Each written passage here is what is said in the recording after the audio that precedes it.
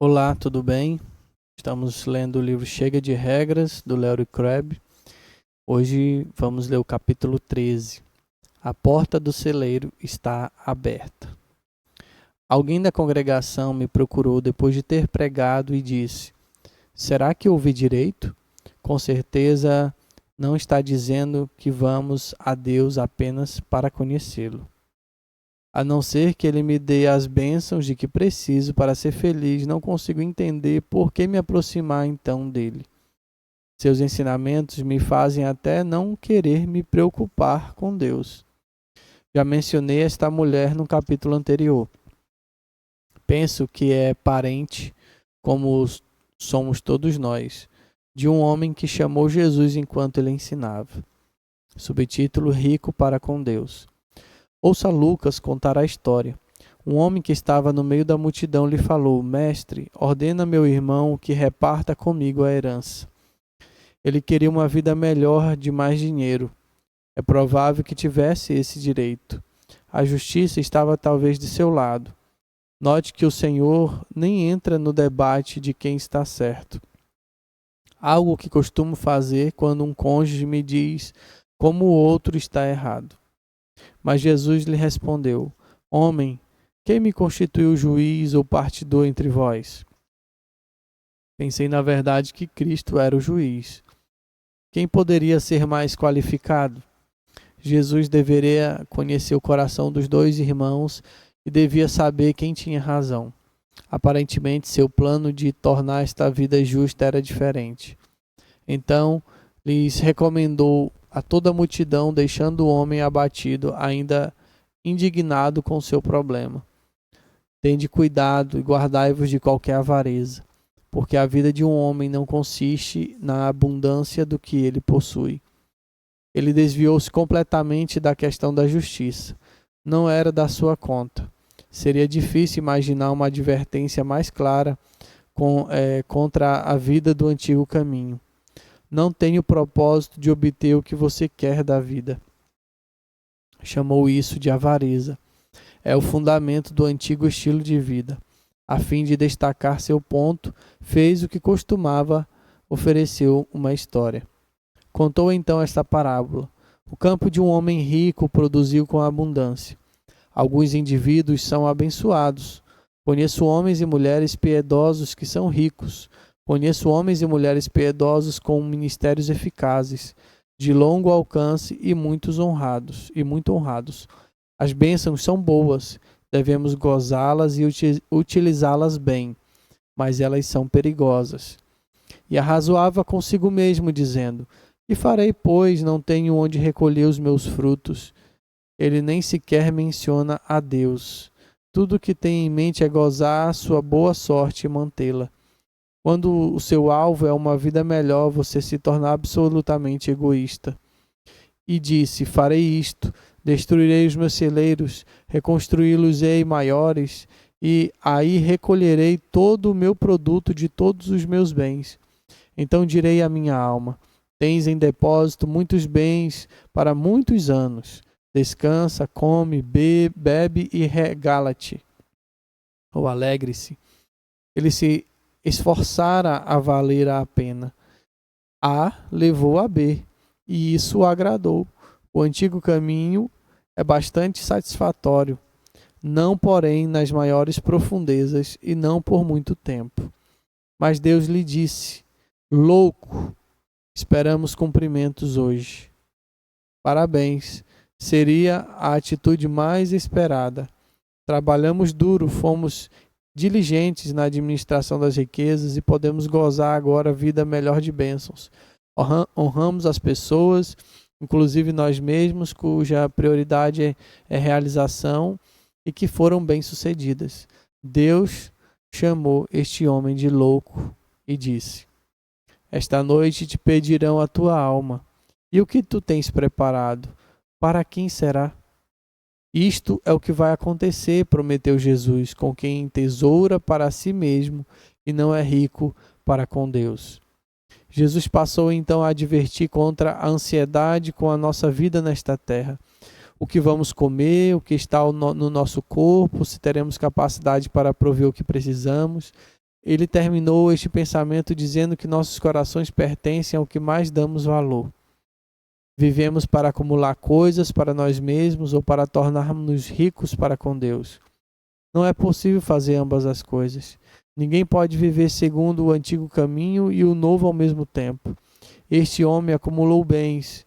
Nós buscamos satisfação, importância, uma comunidade a qual pertencer, segurança nos relacionamentos, saúde emocional, boa reputação, honra e apreciação.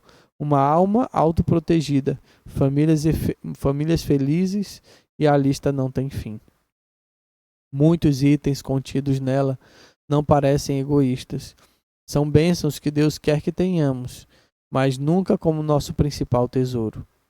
Quando as bênçãos, mesmo as mais nobres, se tornam nosso maior tesouro, nós as acumulamos. Podemos permanecer generosos e dadivosos, mas nunca sacrificamos o que mais importa. Os cristãos que acumulam tesouros além de Deus no celeiro das suas almas. Os cristãos que acumulam tesouros além de Deus no celeiro das suas almas não adoram a Deus e nem poderiam fazê-lo. Sua adoração central está dirigida para outro ponto.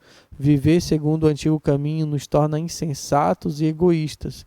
Não importa como os outros nos considerem. Esse é o ponto da parábola. Ouço Jesus dizer: não viva segundo o antigo caminho.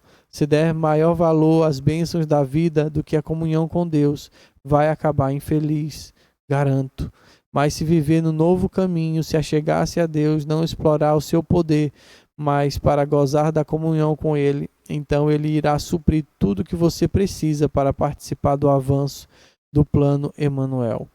Garanto. E vai conhecer a minha alegria, a alegria que experimento na comunhão da Trindade. Substituímos o plano do homem rico pelo plano Emanuel. Ele combina mais com o nosso ponto de vista natural. Se nos esforçarmos muito, mantivermos o nariz limpo e vivermos uma vida decente, acontecerão coisas suficientes para que nos sintamos bastante bem. Jonathan Edwards disse certa vez que a jornada espiritual exige uma intensa concentração sobre a perspectiva de Deus. Tal concentração, disse ele, irá causar um grande estreitamento de todos os nossos interesses na terra e uma imensa ampliação de nossos interesses no céu. Quando mudamos para o novo caminho, quando substituímos o plano do homem rico pelo plano Emanuel, damos maior valor a Deus do que a celeiros cheios de bênçãos. Nossos interesses terrenos diminuem. Não se trata de nos importarmos menos com as coisas aqui de baixo. Ainda desejamos fervorosamente uma comunidade íntima, bons filhos, biópsias negativas, mas passamos a desejar mais outra coisa. Nosso maior tesouro, nossa bênção principal, nossa paixão suprema, tornar-se o próprio Deus. Sua glória ocupa o centro do palco. A comunhão com Ele torna-se a nossa maior alegria. Subtítulo: Aproximação. Devemos ser claros. Seguir o plano do homem rico é o antigo caminho. O novo caminho considera a vida segundo o ponto de vista divino e experimenta uma imensa ampliação de nossos interesses no céu. Os revolucionários do novo caminho se alinham alegremente com o plano Emanuel. Eles compreendem o que os velhos diretores espirituais queriam dizer, como atender a Deus, onde Ele está indo. Abandonar-se a Deus, seguir para onde Ele levar, e união com Deus, ter prazer nele durante a jornada. Devemos compreender o que Deus está fazendo sempre que Ele retém as bênçãos que legitimamente desejamos. Ele está seguindo o plano Emanuel. Irá estar com um povo que lhe dê valor acima de qualquer outra bênção. Vai criar esse povo às custas da morte de seu filho e de ser ferido a cada dia pelos filhos que não querem exceto para aproveitar-se dele. Deus está permitindo que sonhos bons se despedacem para despertar o sonho melhor de conhecê-lo. Se devemos resistir ao plano do homem rico e adotar o plano Emanuel, um artigo de fé sobre todos os outros é requerido. É o artigo de fé que mais falta no cristianismo contemporâneo, ou seja, experimentar Deus é em si mesmo uma fonte de maior prazer do que experimentar qualquer outra coisa.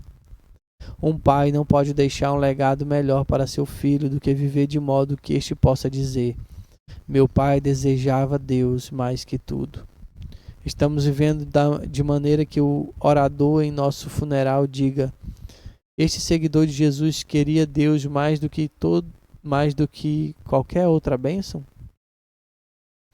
Uma amiga de muitos anos telefonou-me recentemente para pedir que eu proferisse algo em seu enterro, caso seu próximo tratamento de câncer falhasse. Ela escreveu ainda ontem, contando que está tirando as perucas do armário. Venha visitar-me, foi o convite feito a Raquel e a mim. E não se importa em fazer companhia a uma senhora calva e doente. Se falar em seu funeral, talvez mencione seu maravilhoso senso de humor. Mas esse não era o meu foco. Alguns incrédulos morrem bravamente, com um gracejo nos lábios. A carta dela terminou com estas palavras: Deus não é maravilhoso? Eu o amo tanto. Por que ela o ama? Por saber que o tratamento vai dar certo? Porque Deus vai impedir que perca os cabelos? Porque tem a garantia de um mínimo de sofrimento? Não. Essas são bênçãos de uma vida melhor que desejamos e pela qual oramos.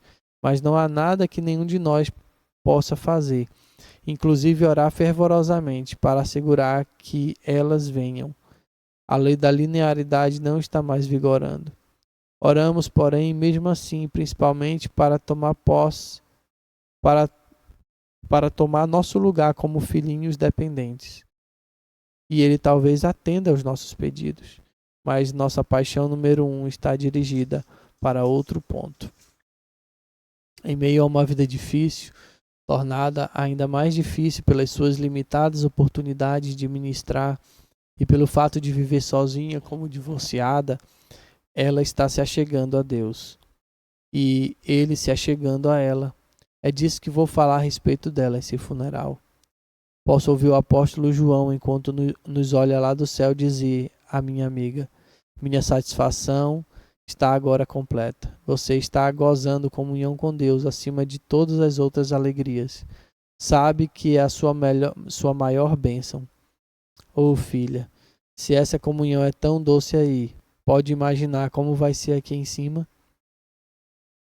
Posso ouvir Tiago interrompendo. A quimioterapia deve ser terrível, uma medonha provação. Você a está aceitando como uma oportunidade de aproximar-se de Deus, de ser como Jesus. Está vivendo no novo caminho, se achegando a Deus e Ele a você. Imagine quando o plano Emanuel se completar. Paulo insiste: quando nos concentramos intensamente no ponto de vista de Deus, e só se fizermos isso, então coisas terríveis como a solidão e os problemas econômicos e recidiva de câncer pode ser considerado como aflições leves e momentâneas que estão obtendo para nós uma glória eterna que supera de muito tudo isso. Combata o bom combate, como eu fiz. É claro que Pedro não pode resistir, juntando-se à conversa com sua sabedoria confiável. Querida irmã, embora não o tenha visto, você o ama. Que milagre esplêndido do seu gracioso Espírito Santo. Embora não o veja com seus olhos físicos, você crê nele e sente-se cheia de alegria inexprimível, pois está recebendo o que mais deseja, sendo salva do distanciamento de Deus para a proximidade dele. Está vivendo o novo caminho do Espírito. A pressão acabou. Aleluia. Espere para ver quem é que está chegando. É Ele. Os revolucionários do novo caminho se apegam à sua esperança de que estão realmente recebendo a salvação de suas almas, mesmo quando passam pela chamada departamento de oncologia. Sabem que estão libertos da busca inútil do prazer da alma em qualquer coisa ou em qualquer senão Deus. Seus celeiros podem estar cheios ou vazios de bênçãos. De qualquer modo, a porta do celeiro está aberta e seus corações fixos em outra parte são remidos para ter gozo em Deus. Como seguidores de Cristo, podem beber água viva que sacia sua sede e comer coisas que deleitam sua alma.